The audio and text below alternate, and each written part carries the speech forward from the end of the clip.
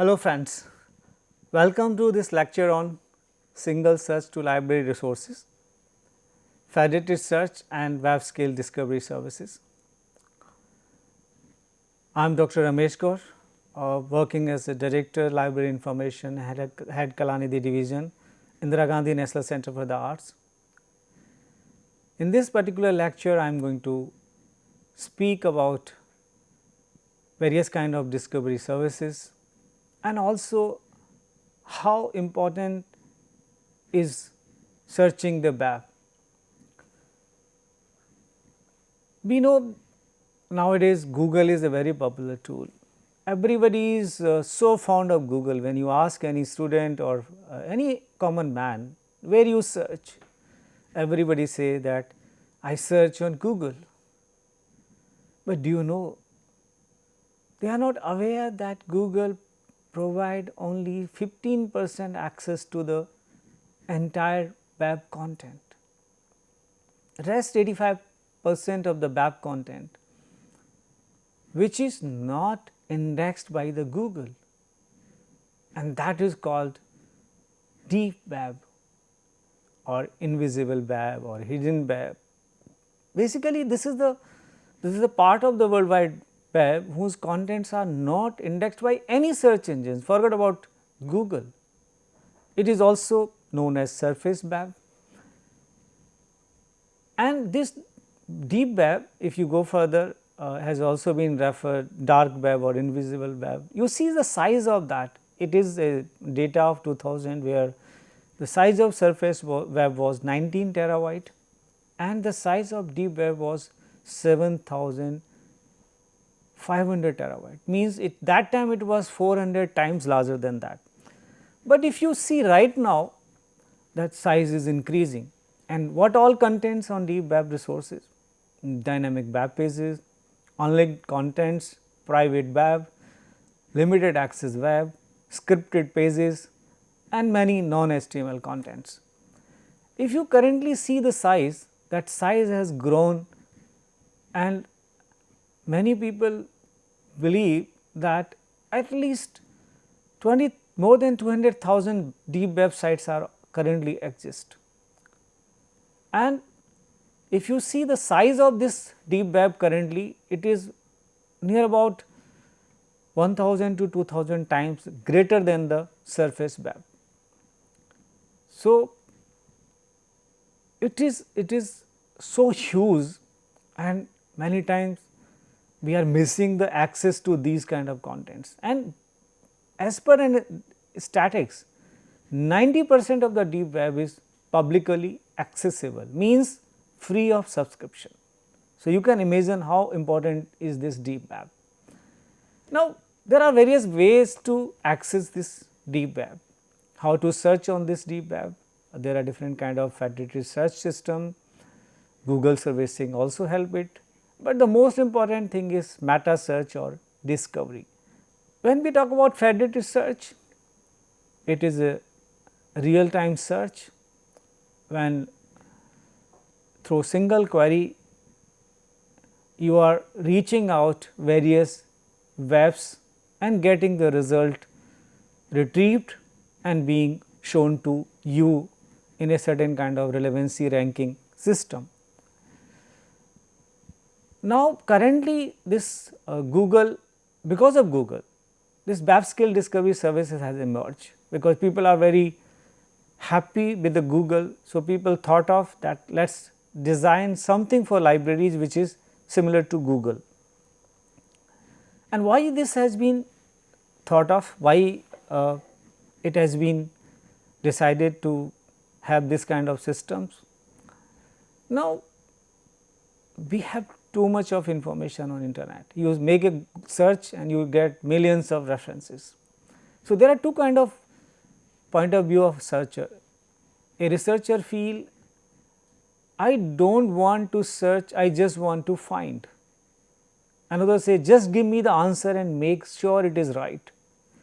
Researcher has always been looking for information which is most relevant and most appropriate to them. and how to get that kind of most appropriate information. It is becoming an impossible task for a common researcher. If you see this study related to changing research behavior of users, which was conducted by the various kind of agencies, and this report is also available on this. It has clearly giving certain kind of indication of the user behavior in recent past. It also help in understanding like present day researcher what kind of challenges he or she is facing and what exactly they want. They want simplified systems. They do not want 72 databases, 72 links. They do not want a separate catalog, they do not want a separate institutional repository. They want just like Google, everything is being easy and very fast and being updated regularly. So, they can search just like Google, and keeping that in mind, libraries have been evolving over the period. If you go into the past, libraries started with this catalog register, moved to the catalog cards, and then this old system of online catalog, then we move to various integrated library management softwares, and now we are having BaboPack online catalog, and slowly we are moving in a different other advancement in terms of library catalog. So, if library catalogs are emerged now in an integrated manner, similarly with the advent of electronic resources or e-revolution, we have 90% of journals are available online, there are so many databases, thesis repository, institutional repository. So, how to cope up with this kind of scenario, and to face these kind of challenges, these kind of search system have been developed. And let us talk about the federated search first. See a library scenario where library is subscribing different kind of databases. In this federated search, there are both open source as well as commercial softwares are available, where user is being given facility to search all the databases and catalog in a single time search mode using a single query. But this is a real time query, and response is being accumulated and being merged, virtually merged and arranged in a based on relevancy ranking. But there are certain kind of problem in federated search. The first is that it is directly depend on the servers being accessed, different locations. It also depend upon the indexing system of that particular database or service. So, to overcome certain kind of issues, a new concept in form of discovery service emerged. In this system, a pre-indexed metadata is being generated. There is a single entry point, same as in case of federated search, but here the data is not being searched live. A meta search is being created, and that meta search is being provided to the user to get it access. How it works? Like in federated search, a query was directly going to the all databases, but here there is a layer in form of a consolidated index. So, there is a federated search between consolidated index and other databases, but there is a discovery between user and the consolidated index. So, a service provider is generating a meta search and it is being provided in form of consolidated index. And what are the advantages? First thing is that it is very fast, because user is searching only one server and there is no issue of bandwidth or the up down or any kind of issue in network connectivity. Fast absolutely very good advantage. Second advantage is here when this meta search is being developed, the professional librarians are creating the pre-index. So, the kind of keywords generated by the librarians are helpful in searching and retrieving the most relevant information.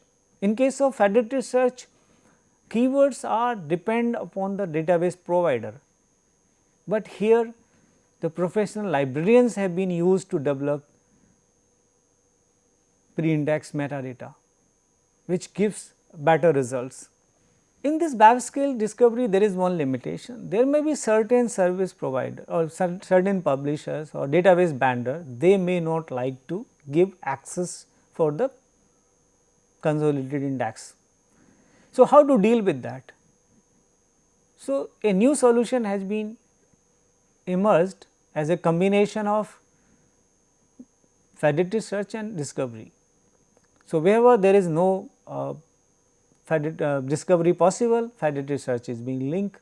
So, ultimately you are able to get all the results from all kind of sources and user can get all the data. So, this single search box makes life of the researcher very easier. In this you can search your journals, your newspapers, images, conference proceeding, books, audio, video, magazine, monograph, library catalog, institutional repository, all kind of information can be accessed using this complete discovery services. And now lot of research is being done on this area and lot of Web3 components are being added to this, and in over the new time we may see the more and more beneficial component in this discovery services. So, how this relevancy rank is important? Like when you search on Google, sometime you see the website which is coming in first is not something you are looking for, because Google give relevancy ranking based on certain commercial interest also, like the website which is sponsoring or paying for it comes first in the search.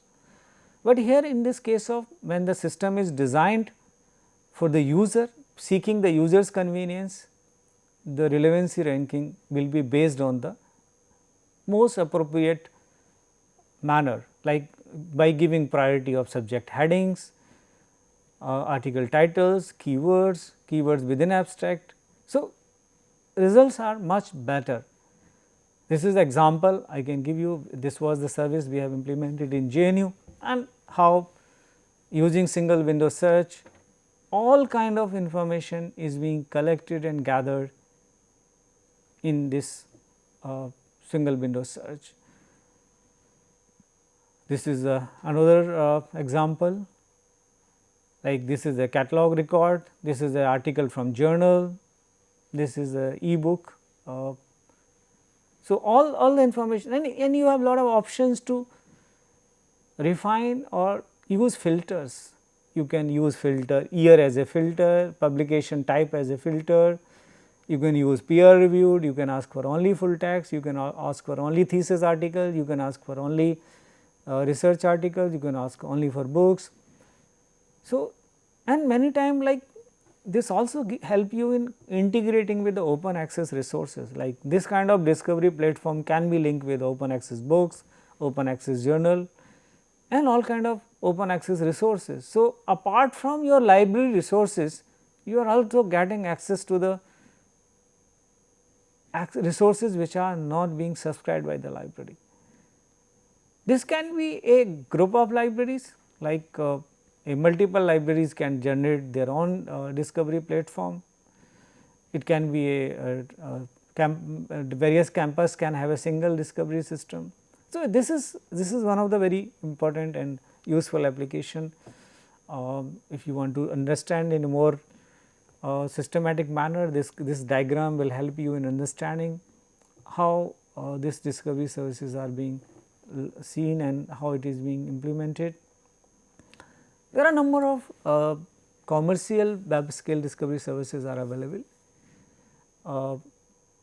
if you see this AppSco Discovery Services, Summon is there, Primo is there, WorldCat is there. Besides, there is a open access tool, Viewfind. You can use Viewfind also. I am not much familiar with Viewfind, that is why I am talking about all these because most of these solutions I have used one of other time when we subscribed in JNU, we have a trial access to most of these solutions. Sometimes it is very important to convince the people why we need a discovery services. In India, there is a very strange kind of feelings in the people that they feel that this is something add-on or additional kind of services. We do not mind spending crores of rupees on subscription, but when we have to spend few lakhs on adding such this kind of services, people hesitate. And that is the reason I will say you that if you go worldwide, almost every university in the world are using facilities like remote access or discovery services. So, whenever you implement a new technology, you must see all the options available with you. That is the way I always looked implementing any technology, and we did it in the JNU. We asked for 6 months trial to all kind of options, both federated as well as web scale services. So, there was a 2 web scale discovery service, EDS and Summon. Then there was 2 federated search platform, FatGate and Nimbus, and then we asked them to integrate our resources as a pilot, and also a evaluation committee was formed. And after the trial, we collected the usage statistics of each and every resources. We asked the feedback, user feedback, like how users were happy by using all these platforms. And then we also asked the presenters, the vendors to make the presentation of their resources. A RFP was developed which gives certain kind of information regarding the product. That RFP was very robust, and then we finally a committee decided on this implementation. Immense usefulness. When you implement a discovery service, this kind of results are visible. This is not something unexpected for me, because why so drastic increase in the usage in 3 years at JNU? Reasons are number of things which I want to explain here. First thing, many times when you are subscribing large number of databases and you have large number of resources, your users are not aware of that. So, when they go through a single search, they able to search certain publication which they do not know, you are already subscribing it. That is the first advantage. Second, sometimes they hesitate in going too many links, they do not have time also. And another important reasons for popularity of this kind of solution is when you link with remote access, it become very easy for users to search anywhere, anytime, and anywhere, anytime access is very important nowadays when users are very much engaged in various kind of activities and they do not have time to look for various sources. So, single window search and result is like 3704% increase in 3 years, remarkable. It also help in certain other things, like it not just usage statistics, but also help the pattern, usage pattern, how when your resources are being downloaded most. So, if you see the largest number of downloads in JNU were sometime in April, because there is examination time, and in November or so why? Because this is the exam time, like students are making most use of the library resources for preparing for the examination. And there is also a time when you see in August, July, August, when the researcher are submitting their thesis. So, this diagram, this chart can help you in understanding your library pattern and usage. Even you can generate the usage statistics for each and every resources. So, which resources is being used very high, what are the resources which are less used. So, all these things are very important for researchers to understand, and librarians to make a policy and programs to further Apart from discovery, if you want to really guide your user about the deep web, there are a number of other ways of guiding your researcher. I am giving you the list of various semantic search tools and databases which are helpful in retrieving deep web, means invisible web. So, all these listing may not be visible very clearly, but you can download this and can further go on different kind of links. Meta search engines, there are certain kind of meta search engines already available. So, you can make use of these meta search engines in, like, even users can be trained to develop their own meta search engines. There are tools which can help in developing your meta search engines. There are certain kind of general search engine databases. So, it will be very helpful if you guide the users, and this kind of training and awareness to the users, they are exactly not aware what tool they should use to go look for the most authenticated source in their area of interest. So, these academic search engines, there are many subject specific academic search engine for medical professional, for engineering, or all kind of like subjects. If you go, academic search engines are there, scientific search engines are available. This is the tool, number of tools which you can use to design your own search engine to search. There is a lot of collaborative information, number of open access search engines. And to conclude, I want to first thanks all the authors of the resources which I used for the presentation. I have borrowed number of links and resources from various websites. Thanks to all, I acknowledge them. Also thanks my colleagues who have helped me in this presentation, and this is not a presentation which is going to stop you from further using. You can download it and make use of it. I do not have any objection to it. If you have any further query, my email IDs are given. Please feel free to contact me for any specific query, understanding deep web search, and also what is the difference between federated search and discovery search. My recommendation to each and every librarian, these search engines are very important, and this is going to help libraries in creating a new image, because users are struggling on internet. They do not know how to search, what to search, and what is most authenticated source of information. So, in this internet world, librarians can be the best people. I call them knowledge navigators to retrieve most appropriate information for the users. I hope this presentation will be very useful for you. Thank you very much. I hope you like this presentation and may be useful for your activities. For any further clarification, information, please feel free to contact me. My email IDs are given in my presentation. Please email me your further queries. I will be happy to answer you. Thank you.